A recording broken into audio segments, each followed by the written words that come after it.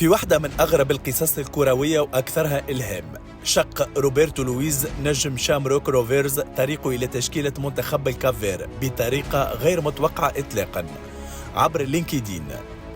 الحكاية ترجع لعام 2018، وقتها منتخب الكافير يفركس على ملاعبية عندهم دوبل ناسيوناليتي لدعم صفوف الفريق.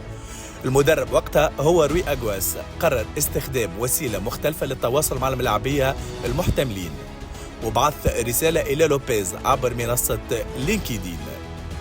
الغريب في الأمر إنه لوبيز تجاهل الرسالة في البداية على خاطر ما كانش يتحدث اللغة البرتغالية وما كانش يفهمها، لكن المدرب ما استسلمش، عاود بعث له رسالة أخرى، المرة هذه كانت باللغة الإنجليزية، وكانت هذه بداية التحول الكبير.